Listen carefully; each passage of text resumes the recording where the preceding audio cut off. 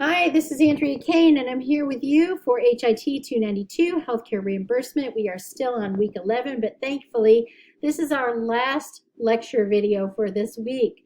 We have been on a roll. I am sure you are about finished with these videos. I understand that completely. Chapter 6, there were two videos with that for the inpatient prospective payment system and inpatient psychiatric facility prospective payment system. Now in chapter 8 there were four. We started off talking about LTACs, long-term care hospitals, and then we next moved into inpatient rehab facilities. And along the way we also talked about skilled nursing facilities. That actually I think came before LTACs. So the last one we're going to talk about this week is home health prospective payment systems. So that's considered here HHPPS. That's what we're going to talk about. So if you're looking at your syllabus, we're on week 11. You can go over and see unit objectives there. The objectives from our book are on the screen. They're pretty much the same as what we've covered already, but we're going to do them this time for the home health agency setting. If you want to take a look at your book to follow along with me, I'm on page 220 at the very bottom. A home health agency is a provider that renders skilled care to people in their homes, typically people who are homebound. Healthcare professionals may provide these services on either a part-time basis or an intermittent basis. Home health agencies can be freestanding independent, based in a hospital, or owned by a hospital. When they say based in a hospital, they mean owned by a hospital. They are always licensed by state law, so they vary a little bit, but that's who really is looking out for them. There are some key terms here that we're going to cover, and you can take a look in your glossary at the back of the book if you want in Appendix A to look up specific ones, but those are the ones that are a little bit more purple in your book, at least for what I'm seeing here in my book. So we talked about home health agency certification. We will move on to that. Certification is when the provider reviews the medical record documentation and verifies that the home health services are medically necessary. And that's true of every post-acute care setting. You have to have physician certification. They have to be the ones that say, yes, this patient has a condition that meets the need for this type of health care. And they have to not only certify it, but it has to be ordered. And they have to explain what services they need and what justifies those services in terms of a diagnosis or in terms of a status, a health status. For instance, someone may be on an IV antibiotic and need that administered. And so you'd have a home health nurse come in and administer that IV antibiotic instead of having the patient come back to the hospital to a clinic in the hospital to have the IV hung and sit there while it drips. They can do that at home. Okay, we'll talk about OASIS. That is their data collection tool that they have to submit. So anytime you see OASIS, you want to be thinking home health. And then we'll talk about some of these other ones. Their resource group is HHRG. Instead of RUGS or some of the other ones that we have, it's HHRG. So we talked about the fact that they provide skilled care to beneficiaries in their homes or in their home setting, wherever that is. They're licensed by state law. Sometimes there's some local laws that govern it. They're more often freestanding agencies or organizations, but sometimes those are owned by a hospital or healthcare organization. And then Medicare certified HHAs must meet with and comply with conditions of participation. As always, there are conditions of participation, and they have to be a part of that in order to treat Medicare patients. And of course, since Medicare patients are their bread and butter, as they are for all post-acute care settings, they have to follow those COPs. So in order to be eligible for home health care services, you have to have a face-to-face encounter within 90 days prior to the start of home health care or within 30 days after the start of care. And let's see, that is at the bottom of page 221 in your book. That's part of the certification process. The home health care services have to be needed because the individual is confined to their home. So again, that definition, they're homebound. You need to be thinking about that. And they need this intermittent care, therapy, or other services. There has to be a plan of care. Think documentation. You've got to have that assessment and plan of care. And you've got to have orders for everything that gets done, physician orders, or nurse practitioner orders, or PA orders. You've got to have orders from a physician or a physician extender. And the services are furnished while the individual is under the care of a physician. So there has to be a physician that's not only certifying that these services are needed, but they have to essentially be consulted along the way and they're the ones that provide the orders for the home health agency to be able to do what they need to do, or to sign off on the orders that home health sends them before the care can be provided. And I really like on the bottom of page 221, figure 8.12, it gives you the definition of confined to home from CMS. They're confined to home or homebound if they either need the aid of supportive devices or the assistance of another person in order to leave their place of residence, or they have a condition such that leaving his or her home is medically contraindicated. And then criterion 2, that was criterion 1. Criterion 2 is there must exist a normal inability to leave home, and leaving home must require considerable and taxing effort. So if someone is young and healthy, or someone doesn't have any supportive devices or have a condition that they're not supposed to leave their home because it's medically contraindicated, they're not qualified as confined to home or homebound. So you need to kind of keep that in mind. The unit of service is an episode that includes all the home health care services delivered to a patient during a 60-day period. So keep that 60-day period in mind. Claims for home health services usually include more than 1 day of service. Of course they do. I mean, 1 day out of 60? No, odds are it's multiple days. It's one payment, one episode payment. It consolidates everything: physical, occupational, speech language therapies, skilled nursing care, home health aid services, medical social work services, supplies, medical supplies, anything that was ordered by the physician and related to a specific condition. That's all part of that payment.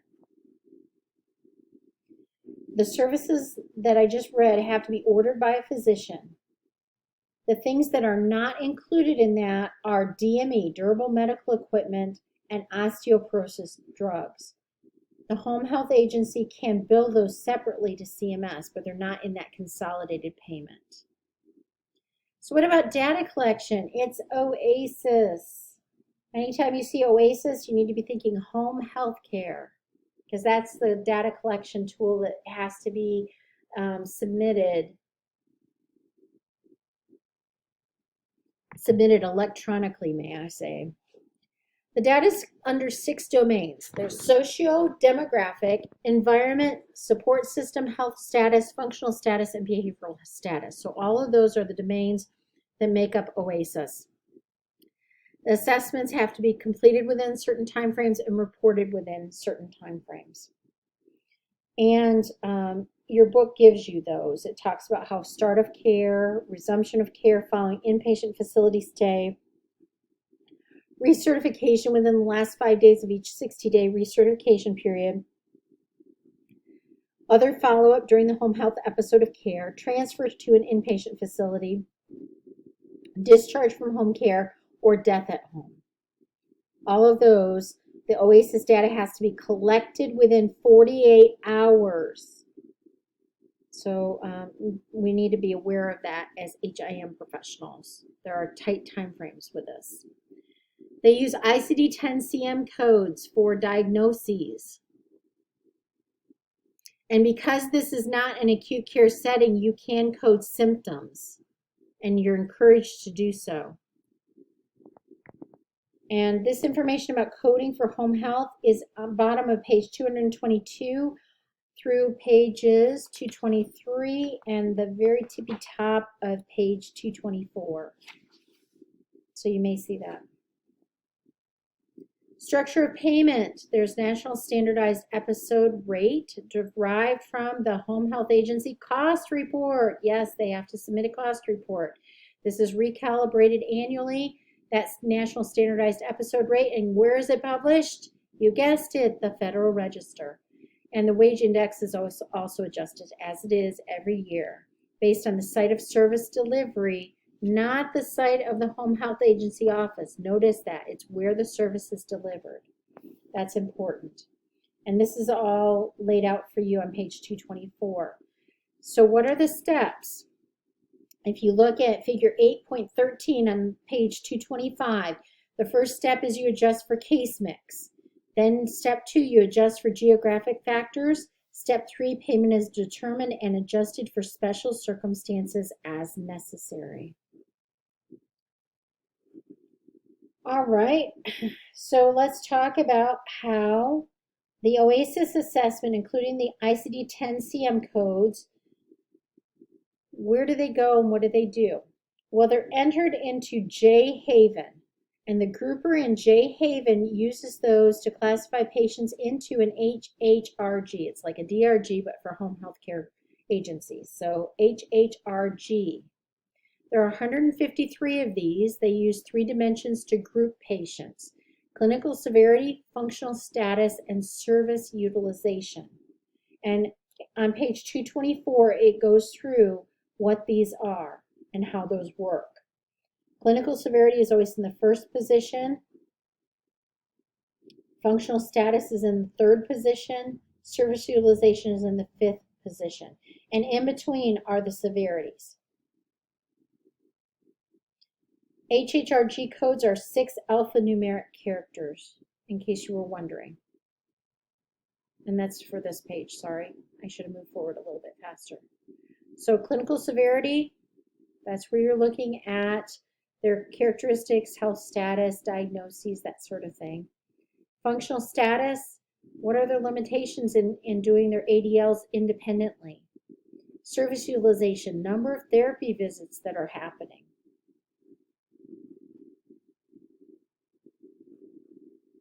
And all of this has to be documented very clearly, very carefully by each individual, each clinician, each therapist that's providing the services. So you really need to stay on top of the documentation when it involves home health agencies, because yes, they're a big team and everybody's going out independently. They don't go out in groups. So you may have a nurse go out this morning, you may have a physical therapist go out this afternoon, tomorrow you may have a social worker, the nurse may not return until Friday. In the meantime, you might have an occupational therapist go out on Thursday, but oh, wait, you need to have physical therapy again on Friday, but the nurse and the physical therapist are not there at the same time. So each one has to really be careful about their documentation. Just a note there. Just saying. Okay, so what kind of provisions get applied when it comes to home health PPS? Well, you have LUPA, low utilization payment adjustment. This ends up reimbursing you based on each visit rather than the 60-day episode of care. If the patient's only receiving care for 4 or 6 days and they go ahead and bill for that, that falls into that LUPA payment adjustment. Then you have PEP, and I keep wanting to say PEPA because this is an adjustment as well. It's a partial episode payment, and it's prorated based on the number of days that were completed. So that's another example of a provision that is an adjustment. And then you have high cost outlier, and that's for the ones that just run up excessive costs, and there's thresholds for those. And all of this again is in your book. And you will find it on page 227. But I do want to bring your attention back to page 226 in your book, figure 8.1, figure 8.14. Can't hardly get it out. Where it shows you how you put in your clinical information and your clinical severity, your functional information and your functional score, which is sort of the severity. Then you have your service utilization based on volume, number of therapy visits, and how those roll into that HHRG. I just really like that visual on page 226. Hopefully you'll find it helpful too. So percentage payments, you've got request for anticipated payment where you get one first split percentage payment at 60%. Final payment, end of the 60-day episode of care, you get the other 40%. The two payments must be 100% of the HHPPS rate. That's where you're doing. So if the facility decides, hey, I want my payment in 2 transactions, this is how it works. They get 60 up front, 40 at the end, but it can't exceed whatever at the end, whatever is the 100% HHPPS rate. So let's say you as a facility want to do it this way. Whatever you submit at the beginning is going to be figured as your 100% because they have to base it off something. Your HHRG has to determine what that 60% is going to be. And so if things change and your HHG maybe becomes more severe, the 40% that you get is still off that original HHRG. It's not off of whatever it changed to. So you're kind of rolling the dice here that the patient is not going to change in severity or in intensity of service or anything like that, so that whatever you initially submit, that's what you're going to get. That's what you're rolling the dice on, versus waiting and being paid at the end and getting possibly a slightly higher. And it just depends on the facility and how they prefer to do that. The CFO, Chief Financial Officer, is the best one to decide that, depending on how cash flow is for the organization.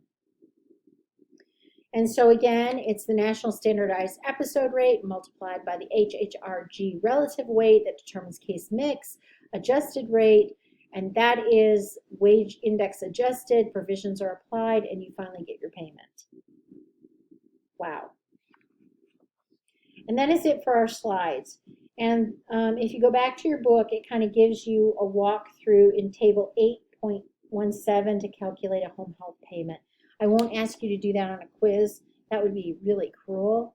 But anyway, it gives you the rest of the information and how you can see all of that.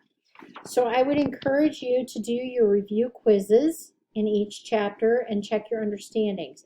Check your understanding answers are in the back of your book. Review quizzes, you should be able to find the information in your chapter. And as I've said before, when I work on building your quizzes, I do have questions that are not part of the review quiz that become part of your quiz that come from the publisher, from whoever wrote the textbook. But I also sometimes borrow some of the review quiz questions and put those in. So if you do the review quiz questions, it gives you sort of a leg up when it comes to the final quiz that you take. Alrighty, so I hope that you have a good rest of the week. I'm sorry that you had 6 video lectures this week. Apologize for that. I will try and plan better next time. And you will have 2 quizzes, one over chapter 6, one over chapter 8. You have one assignment on MCCs and CCs optimization, and then of course our discussion is on MDS. All right, take care. Oh, and next week, sorry, quick preview of next week, week 12, we will be on chapter 7 only, ambulatory and other Medicare, Medicaid reimbursement systems. And our assignments are going to focus on the CMS 1500 and some of the other things that are miscellaneous in our unit objectives that involve reimbursement.